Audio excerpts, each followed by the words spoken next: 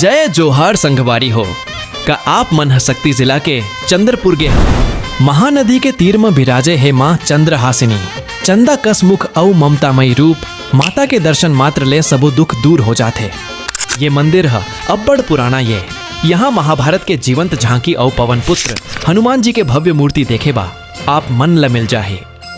मंदिर ले थोकन दूरिहा नदी के बीच में माता के भगिनी नाथलदाई बिराजे है। कहते कि सती माता के नथनी यहाँ गिरे रहेस तेखरे सेती एला नाथलदाई कहते। चमत्कार तो देखा माता दाई के। बाढ़ आए के बाद गलो नाथलदाई के मंदिर नहीं डूबे। माता दाई हा अपन आंचल मां भक्ता मनला हमेशा बचा के राखते। नवरात्रि में यहाँ के रौनक देखे लिख रही थे।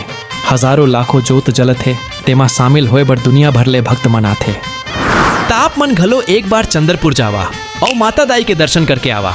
बोलो चंद्रहासिनी दाई की जय।